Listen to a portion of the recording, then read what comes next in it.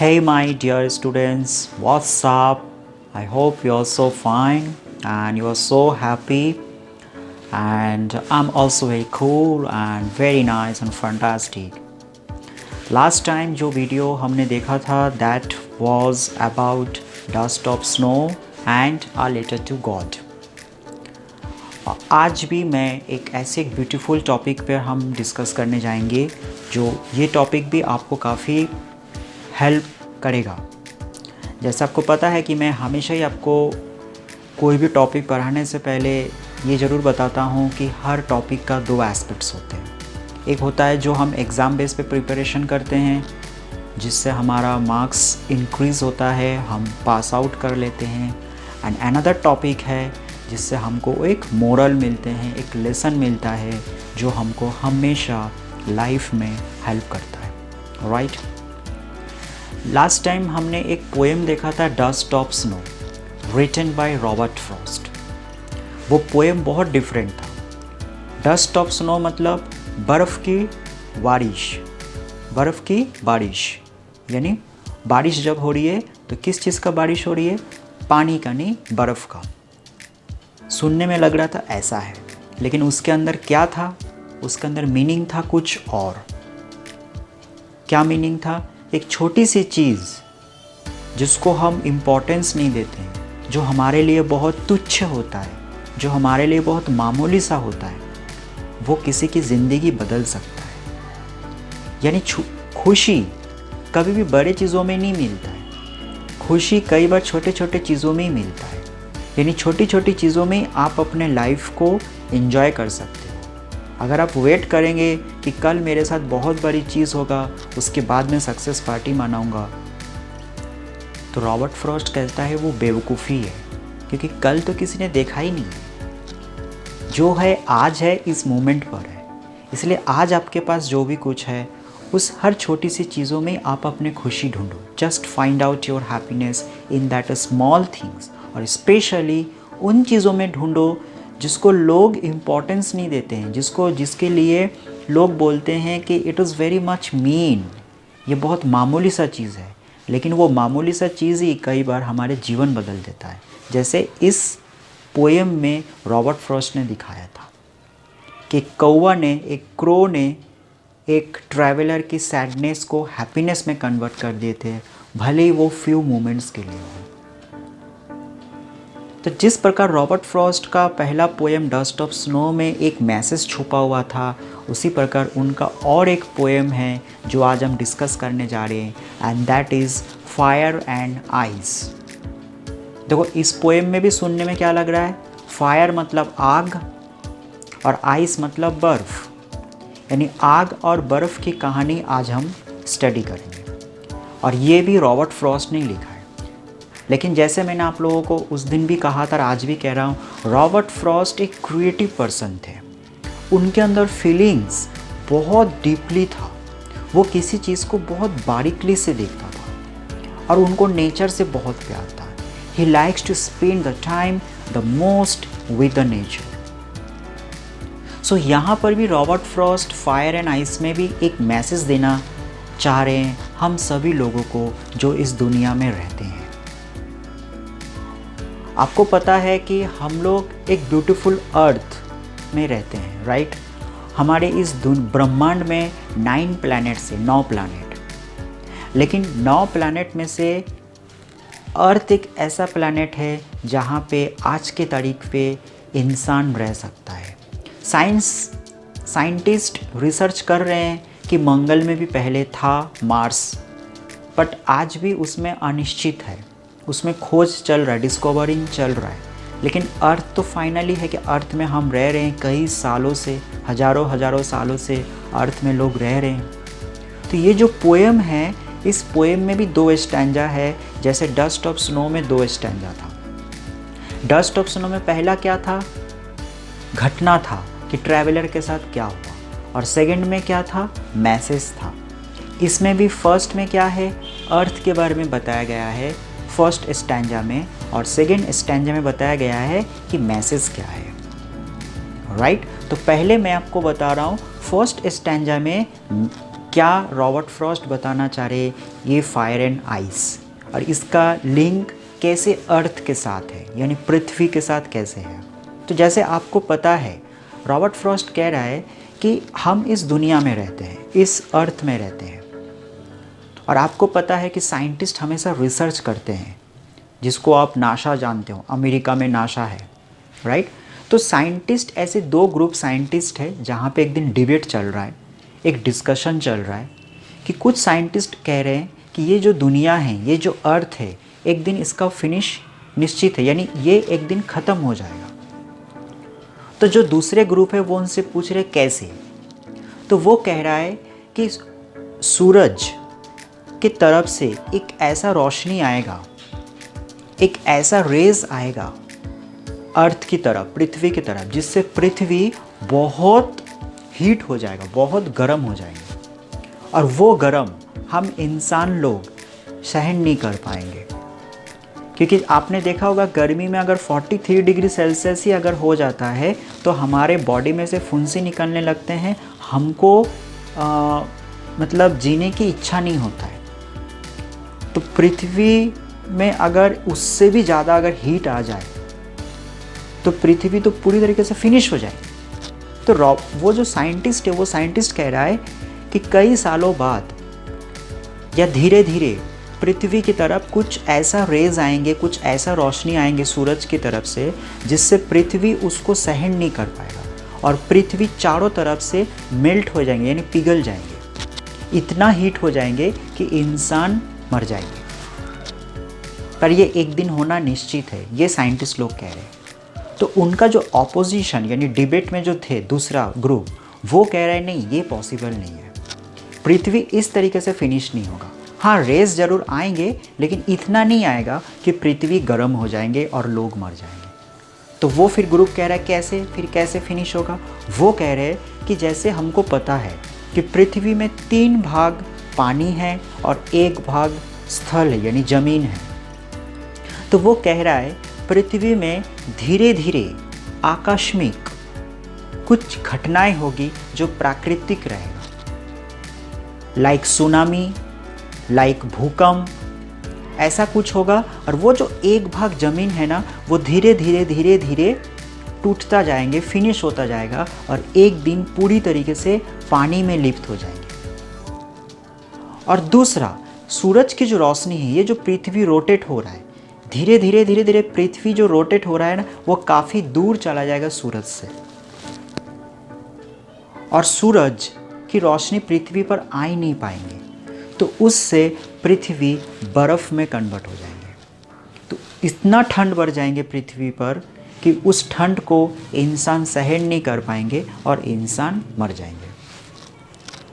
इस प्रकार से दोनों के बीच में एक डिस्कशन हो रहा है। यानी एक ग्रुप कह रहा है कि पृथ्वी आग से ख़त्म हो जाएंगे, क्योंकि आपको पता है आग जब होता है, फायर जब आग जब जलते हैं तो जलते जब वो पूरी तरीके से हीट हो जाते हैं तो वो फट जाते हैं। तो एक ग्रुप कह रहा है कि पृथ्वी आग से ख़त्म हो जाएगी, यानी सूरज की रोशनी से, और दूसरा ग्रुप कह रहा है कि नहीं, सूरज की रोशनी एक समय के बाद पृथ्वी पे आना ही बंद हो जाएंगे, तो पृथ्वी पूरी तरीके से ठंड में कन्वर्ट हो जाएगी। यानी वो जो 1 भाग ज़मीन है वो धीरे धीरे पानी में लिप्त हो जाएगी। और आपने देखा होगा जहाँ पे भूकंप होता है, जहाँ पे सुनामी होता है, वहाँ पे फिर से कोई बिल्डिंग नहीं बना पाते। और आपने देखा होगा अक्सर होता भी है, गुजरात साइड में हमेशा भूकंप होते हैं, साउथ साइड में हमेशा आपका सुनामी होते ही रहते हैं। तो ये दोनों ग्रुप सही कह रहा है, यानी पृथ्वी ख़त्म तो होना है, ये तो निश्चित है, चाहे वो आग से हो चाहे वो बर्फ़ से हो, ये पृथ्वी ख़त्म होगा, लेकिन कितने जल्दी होगा ये किस पर निर्भर करता है। अब आता है मैसेज पर, ये फर्स्ट स्टैंजा में इतना लिखा है। अब रॉबर्ट फ्रॉस्ट कह रहा है कि दोनों ग्रुप सही कह रहा है, ये तो आने वाला समय बताएंगे कि पृथ्वी बर्फ़ से ख़त्म होगा, यानी पृथ्वी बर्फ़ की तरह जमा हो जाएंगे और इंसान उसी के अंदर मर जाएंगे, या फिर आग से पिघलकर बस्ट हो जाएंगे। कैसे ख़त्म होगा ये निश्चित है, आने वाले समय में 10 साल, 20 साल, 30 साल, 40 साल, 100 साल बाद पृथ्वी ख़त्म होगा, लेकिन कैसे ख़त्म होगा ये नहीं मालूम, लेकिन कुछ हद तक किसी पर निर्भर है कि पृथ्वी को कितने लॉन्ग टर्म तक हम रख सकते हैं। वो है इंसान। अब मैसेज आता है यहाँ पर। रॉबर्ट फ्रॉस्ट कह रहा है कि इंसान चाहे तो पृथ्वी को बहुत दिनों तक सेफ रख सकते हैं, सुरक्षित रख सकता है। अगर हम इंसान चाहे तो पृथ्वी को सेफ रख सकते हैं, जिससे पृथ्वी आग से भी ख़त्म नहीं होगा और बर्फ़ से भी ख़त्म नहीं होगा बहुत जल्दी। यानी पृथ्वी तो ख़त्म होगा, क्योंकि यह हम लोगों को मालूम है कि जिस चीज़ का जन्म होता है उस चीज़ का अंत भी होता है। जन्म और मृत्यु अंत होता है, ये तो निश्चित है। लेकिन कभी कभी हम पर भी निर्भर करते हैं।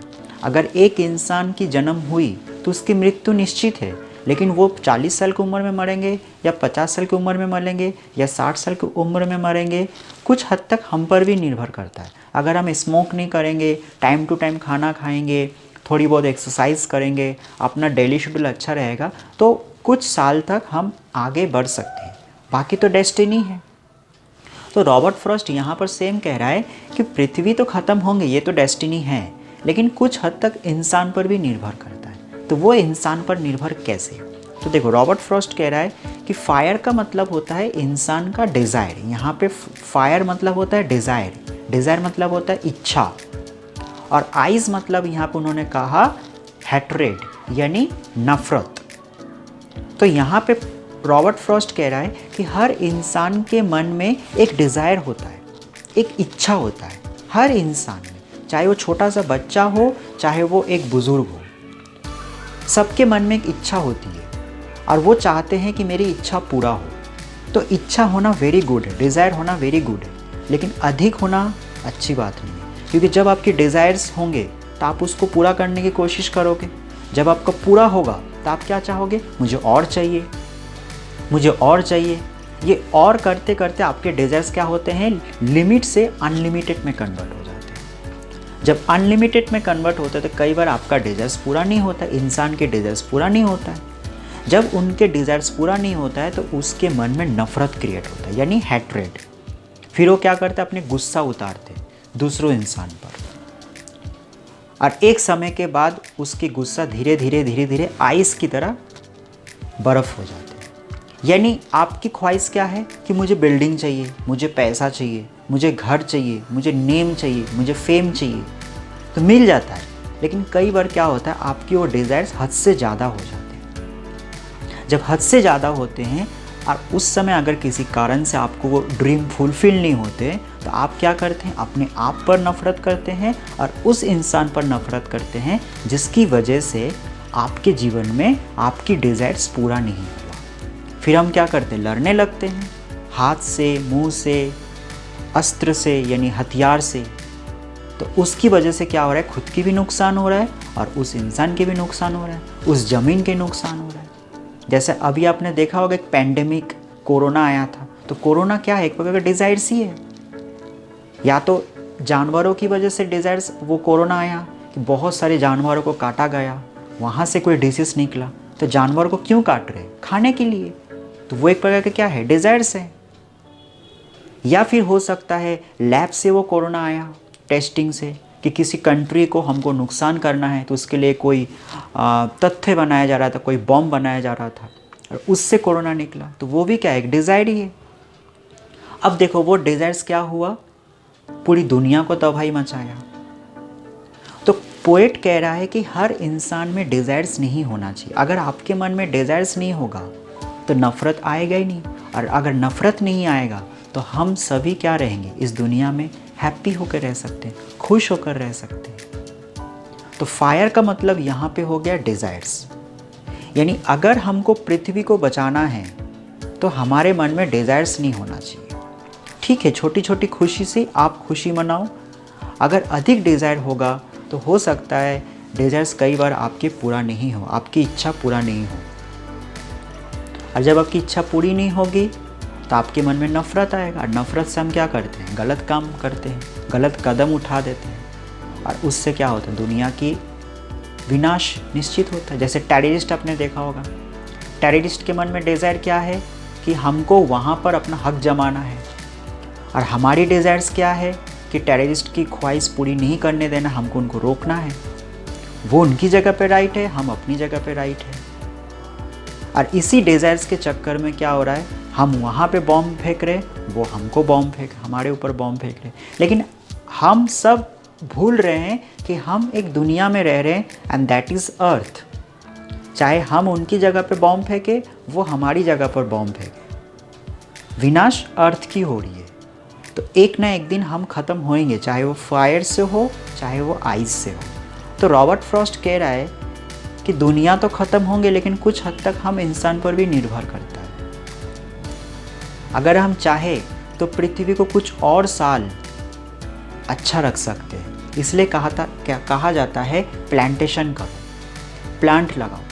आपको पता है जब इस समय कोरोना हुआ था, तो कोरोना कालीन में कहा गया था कि ये जो पॉल्यूशन की 3 महीने 4 महीने तक बंद था ना, पूरी दुकान, गाड़ी, सब कुछ, तो कहा गया था कि कई जगह पर जो चीज़ धुआं में दिखता नहीं था नॉर्मल डे में, आज कई जगह पर हिमालय का जो ऊपर का जो सिंक है ना, वो भी दिख रहा है। कई जगह पे बिल्डिंग दिख रहा है दूर दूर से, कई जगह पे बहुत दूर दूर से, मतलब अच्छे अच्छे सीन दिख रहा है।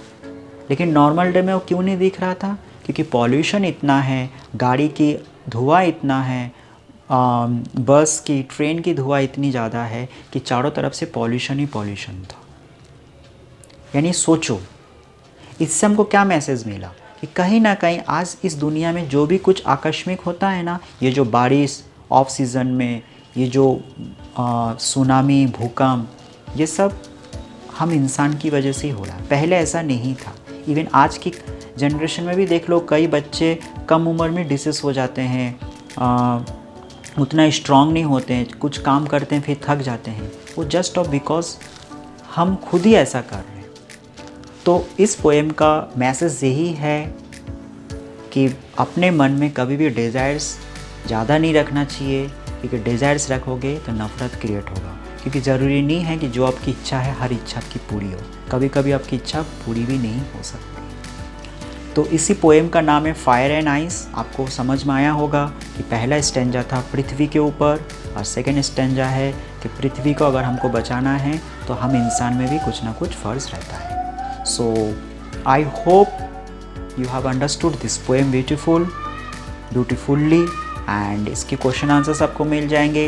एंड कोई कन्फ्यूजन हो तो definitely you ask to me in my comment box and definitely I will reply to you, and next time फिर एक न्यू टॉपिक लेकर आऊँगा। एंड तब तक के लिए my dear students, सिया